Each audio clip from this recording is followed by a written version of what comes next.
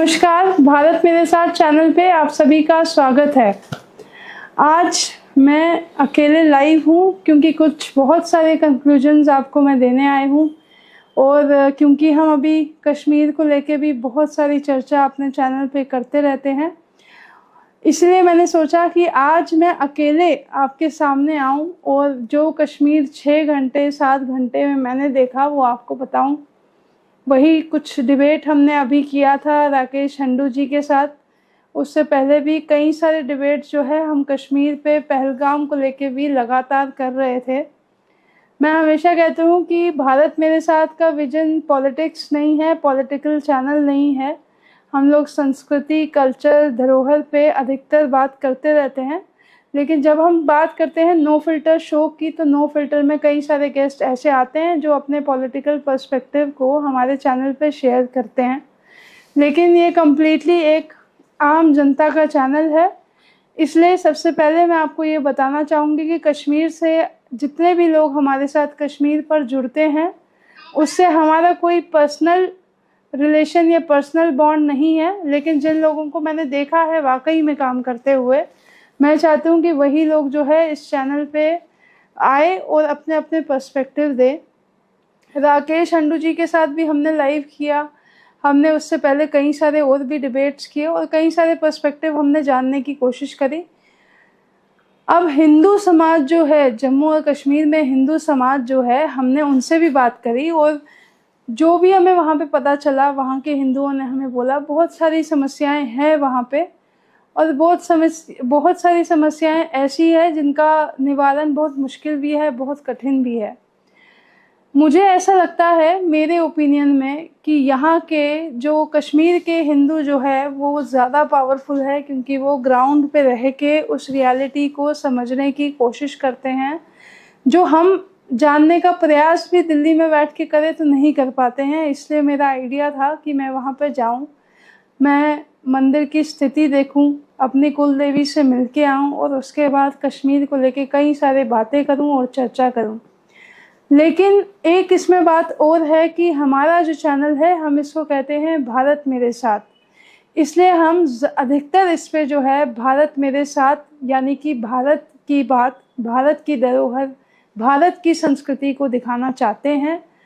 मैं एक पत्रकार हूँ, ये चैनल एक पत्रकार को बिलोंग करता है और पत्रकारिता में हम एक पर्सपेक्टिव को लेके नहीं चलते हैं, इसलिए हम कहते हैं कि राष्ट्रवाद जो है वो सर्वोपरि है, राष्ट्र हित में जो चीज़ें हैं वो सर्वोपरि है। तो मेन स्ट्रीम मीडिया में रहकर जो इग्नोरेंस, जो राष्ट्र के प्रति जो भेड़ चाल चलती है, उससे हटकर कुछ करने का विजन इस चैनल का है और मेरा भी है और मेरा ही है। मेरे साथ में मेरी टीम चलती है, उनको भी मैं अभी लाइव में आभार प्रकट करना चाहूँगी। जो लोग मेरे साथ में जुड़ के लग के काम करते हैं, जो लोग मुझे कश्मीर में मिले, उनको भी मैं बहुत बहुत आभार प्रकट करूँगी कि उन्होंने अपना समय दिया और सही समय पे वो आए और उन्होंने मेरे चैनल पे बातचीत करी। भारत मेरे साथ एक बायस चैनल ना होके एक न्यूट्रल चैनल है, लेकिन बायस हम वहाँ पे हो जाते हैं जहाँ पे होने की ज़रूरत भी है, तो इसे हम बायस भी नहीं कहते हैं। हम लोग कहते हैं कि सच्चाई जो है उसको कहीं कहीं जगह पे कम दिखाया जाता है, बैलेंस वे में नहीं दिखाया जाता है। इस समय पे हम लोग 8 से 10 सीरीज़ जो हैं अपने चैनल पे चलाते हैं और कश्मीर एक अलग सब्जेक्ट की तरह निखर के आ रहा है, क्योंकि हम वहाँ पे जाके वहाँ के पर्सपेक्टिव्स को लेके आए हैं, अपनी ऑब्जर्वेशंस को लेके आए हैं और आपके साथ शेयर करना चाहते हैं। सबसे पहले मैं आपको ये बता दूं, बहुत सारे लोग जो हैं इस समय पे अलग अलग इनिशिएटिव्स कश्मीर पे अलग अलग काम कर रहे हैं। हम किसी को क्रिटिसाइज़ ना करते हुए यही कहेंगे कि बहुत सारे लोगों का इंटरेस्ट कश्मीर के टूरिज़्म को फैलाने का भी है, कश्मीर के टूरिज़्म को बढ़ावा देने का भी है, और वो हमारे ही समाज के लोग हैं। हम कश्मीर के टूरिज़्म को बढ़ावा दे रहे हैं, हम कहते हैं कि कश्मीर में टूरिज़्म वापस से होना चाहिए, लेकिन जो कश्मीरी हिंदूज़ हैं वो कुछ और कहते हैं वहाँ पे।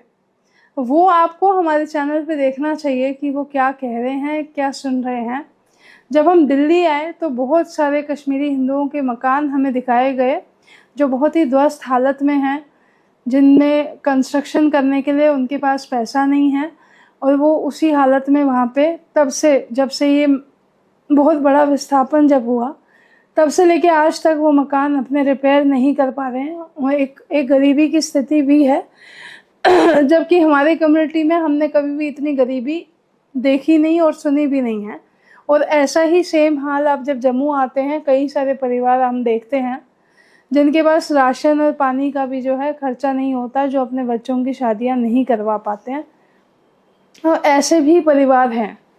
अब बहुत सारे मंदिर है और बहुत सारे मंदिरों की अपनी अपनी राजनीति है। ये एक अलग समस्या है कि हमने मंदिर जैसे मंदिर जो है वो कुल देवियों के मंदिर है, और अगर वो राजनीति का हिस्सा बनते हैं तो वो फिर से जो है वो प्रॉब्लम है।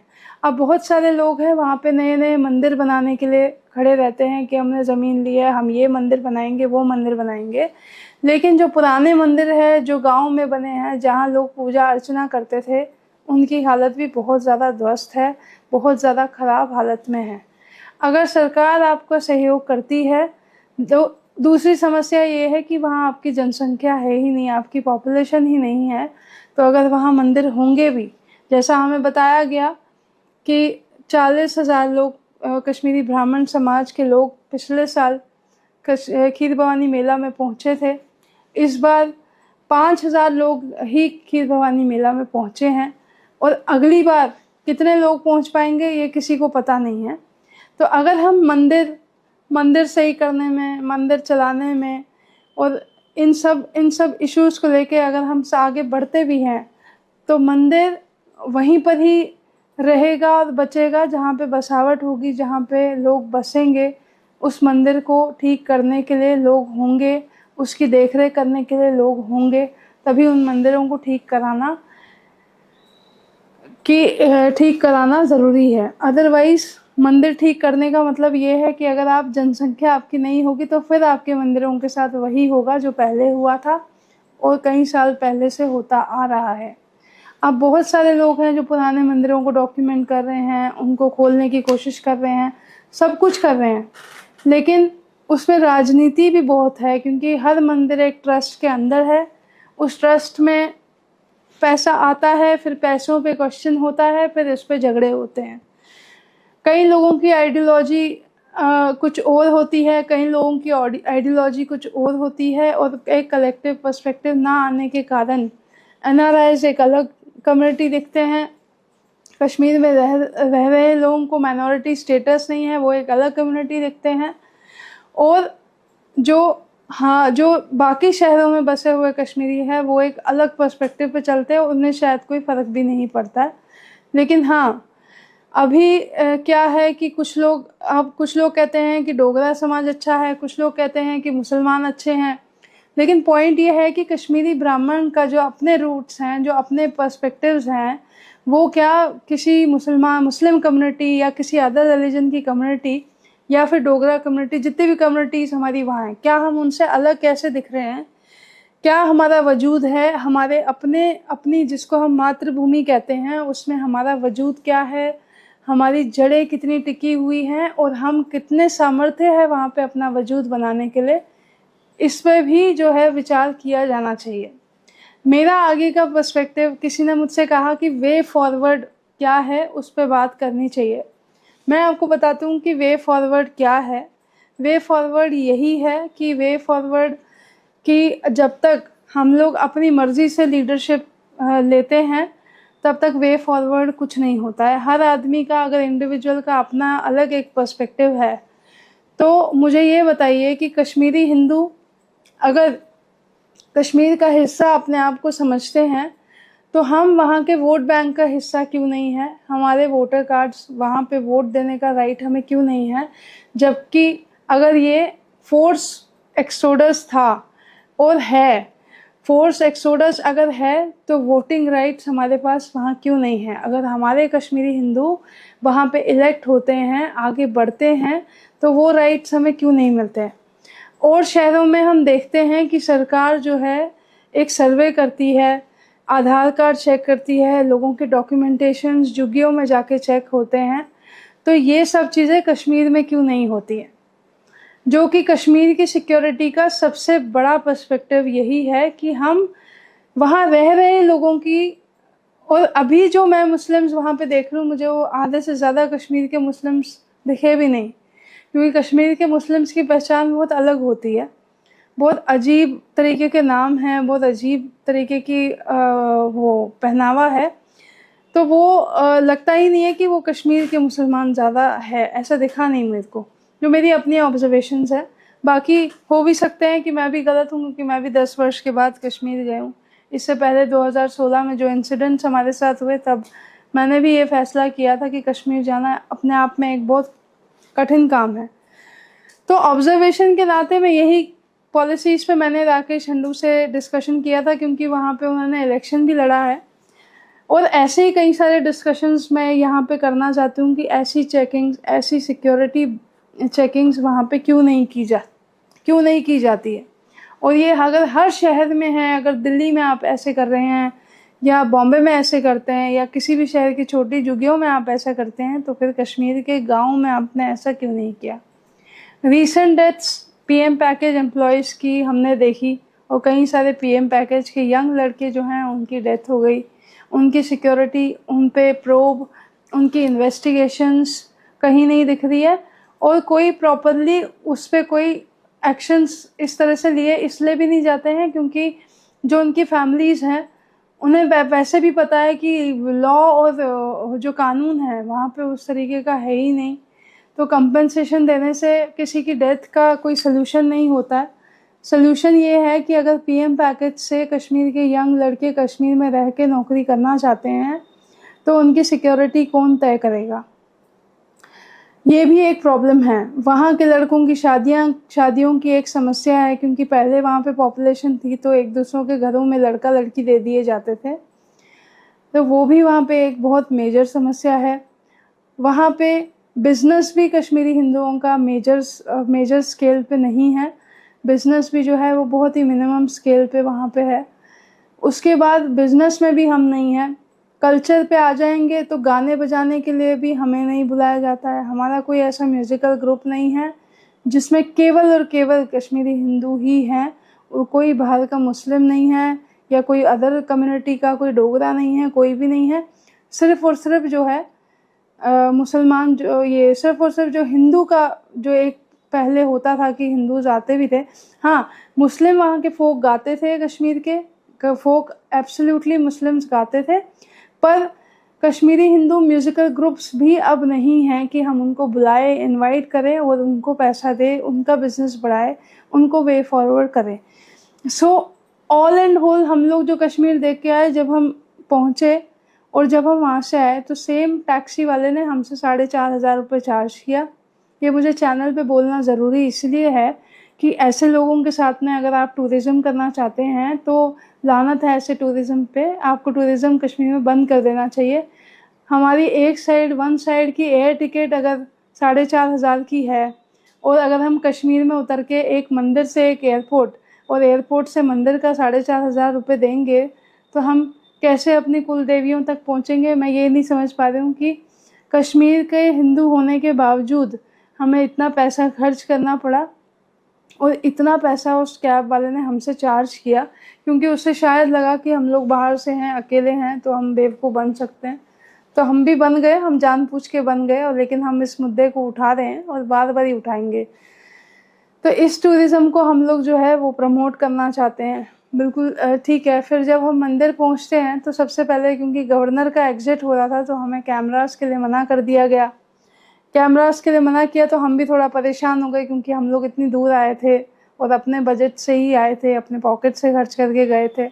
तो कैमरास के लिए मना किया तो हम लोग घबरा गए। बट ऑन होल जब गवर्नर जी वहाँ से निकले, उनने एग्ज़िट लिया, तो विद कैमरा हमारी एंट्री इजीली हो गई और बहुत रिस्पेक्ट के साथ की गई। उसके बाद जब हम एंटर होते हैं तो तमाम पॉलिटिकल पार्टियों के वहाँ पे स्टॉल्स लगे हुए थे, जहाँ पे ना तो कोई खाना मिल रहा है, जहाँ पे ना तो कोई कुछ ऐसा कुछ हो रहा है कि कोई कंट्रीब्यूशन हो रहा है।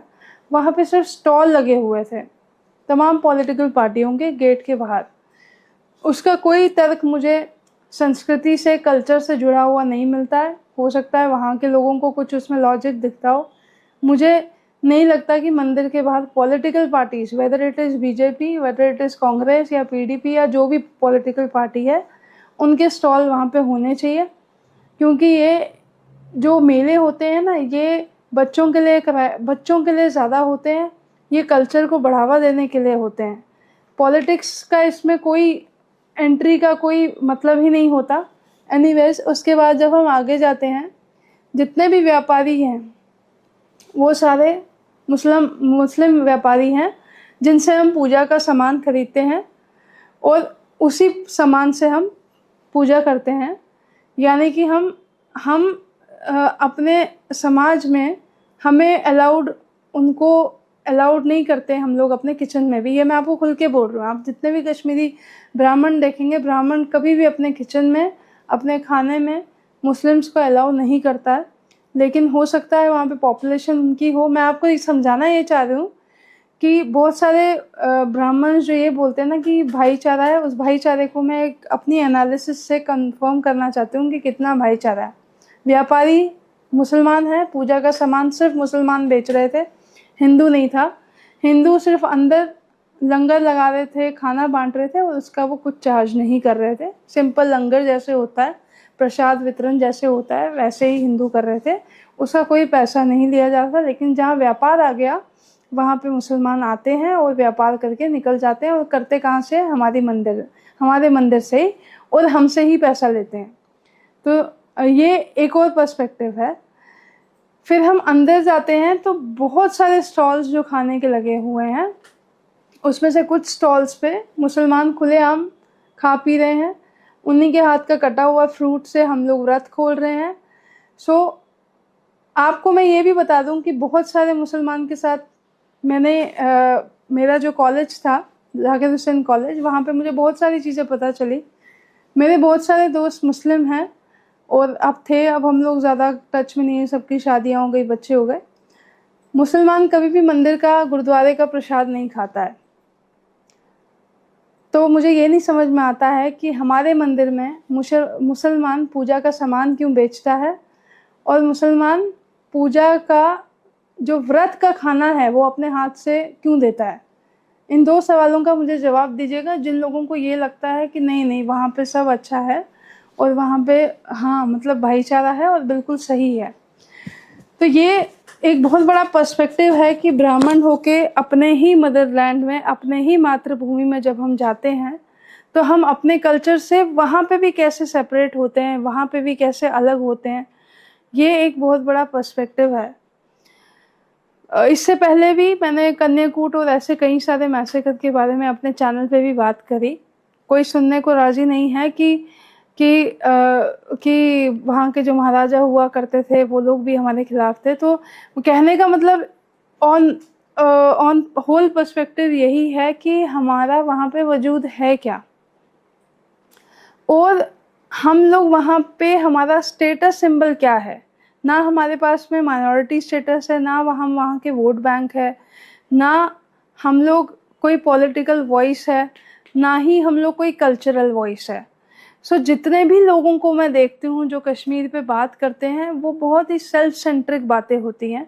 मुझसे एक आदमी ने कहा कि हमने कश्मीर में ये नया मंदिर बनाया है, इसमें हमें इतना खर्चा हो जाता है, फिर इतना हमें मुझे तो ये नहीं समझ में आ रहा है कि मैंने अभी शोपियां के कम से कम 5 से 6 मंदिर देखे जो डैमेज स्थिति में है, जो destroyed by other community. Obviously चोरी चकारी होती है, क्लेम्स होते हैं कि हम केयर टेक कर रहे हैं, लेकिन कर नहीं रहे हैं।